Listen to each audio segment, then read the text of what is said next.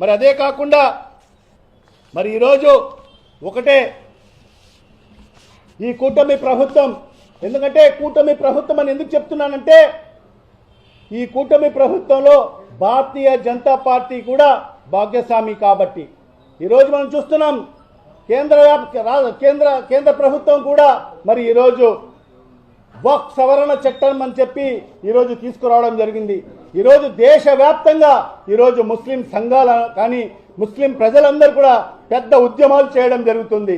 మరి ఈరోజు ఆ వక్ఫ్ సవరణ చట్టాన్ని ఉపసంహరించుకోండి అని చెప్పి కూడా ప్రజల తరఫు నుంచి ముస్లిం వర్గాల తరఫు నుంచి మరి ఈరోజు అనేకమైన డిమాండ్ రావడం జరుగుతుంది.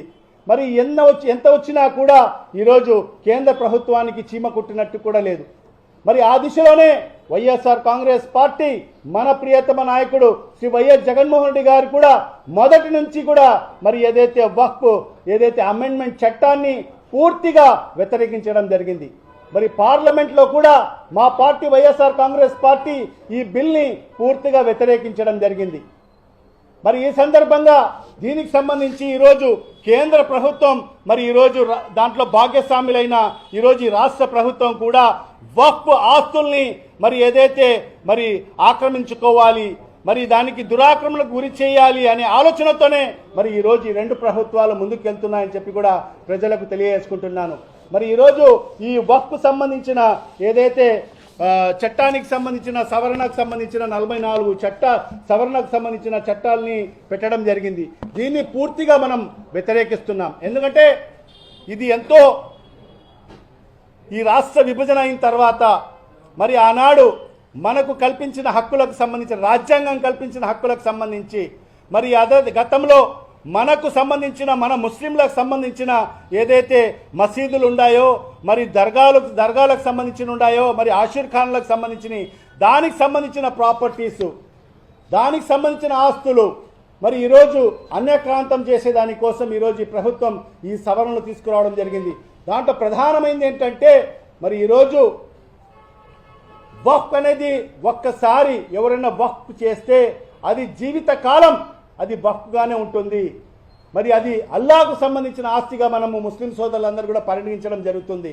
మరి ఎవరు కూడా దానికి ఓనర్షిప్ అనేది ఎవరు కూడా పొందే హక్కు తన జన్మలో కూడా వాళ్ళకు హక్కు రాదని చెప్పి కూడా ఈ సందర్భంగా తెలియజేసుకుంటున్నాను. అలాంటి చట్టాన్ని వక్ఫ్ అనే ఏదైతే దాన్ని నామన్క్లేచర్నే ఈరోజు మార్చే విధంగా సవరణ తీసుకురావడం జరుగుతుంది. మరి అదే కాకుండా ఈరోజు సర్వే కమిషన్ అనే, ఎందుకంటే మనకు సంబంధించిన మరి ఏదైతే ఎక్కడైనా డిస్ప్యూట్ వస్తే మనకు సంబంధించిన ఒక సర్వే కమిషన్ ఉంది, వాళ్ళు వచ్చి సర్వే వేయడం జరుగుతుంది. మరి అలాంటి వక్ఫ్ సర్వే కమిషన్ని కూడా అబాలిష్ చేసే విధంగా సవరణ తీసుకురావడం జరుగుతుంది. మరి అదే కాకుండా ఏదైతే వక్ఫ్ బోర్డుకు సంబంధించి మరి ఇక్కడ ఒక ముస్లింలకు మాత్రమే ఆ బోర్డులో మెంబర్స్గా ఉండే హక్కులు ఉన్నాయి. మరి అలాంటి దాంట్లో కూడా సవరణ చేస్తూ ఇతర వర్గాలకు సంబంధించిన వాళ్ళను ఈ బోర్డులో మరి ఈరోజు వాళ్ళను నియమించే విధంగా సవరణ తీసుకురావడం జరుగుతుంది. మరి ఈ రకంగా అనేక సవరణలు తీసుకురావడం జరుగుతుంది. ఇవన్నీ కూడా అభ్యంతరకరమైన సవరణలే. అందుకే ఇవాళ వైఎస్ఆర్ కాంగ్రెస్ పార్టీ పూర్తిగా ఈ ఏదైతే వక్ఫ్ అమెండ్మెంట్ బిల్లుకు వ్యతిరేకంగా ఉందని చెప్పి కూడా ఈ సందర్భంగా తెలియజేసుకుంటున్నాను. మొన్ననే మన ఏదైతే జమాతే ఇస్లామీ హింద్కి సంబంధించిన నాయకులు కూడా మరి గౌరవ ముఖ్యమంత్రి గారిని కలిసి మరి ఏదైతే వక్ఫ్కు సంబంధించిన ఈ అమెండ్మెంట్ బిల్లుకు వ్యతిరేకించినందుకు వాళ్ళు కూడా ధన్యవాదాలు కూడా తెలియజేసుకోవడం జరిగింది. మా నాయకుడు ఒకటే మాట చెప్పాడు, ఖచ్చితంగా మైనార్టీలకు హాని కలిగించే ఏ రకమైన బిల్లు కూడా ఖచ్చితంగా వైఎస్ఆర్ కాంగ్రెస్ పార్టీ భవిష్యత్తులో వ్యతిరేకిస్తుందని చెప్పి కూడా ఈ సందర్భంగా వాళ్ళకందరికీ కూడా హామీ కూడా ఇవ్వడం జరిగింది. మరి ఈ రకంగా ఏదైతే ఈ రాష్ట్ర ప్రభుత్వం ఈ కూటమి ప్రభుత్వం ఏదైతే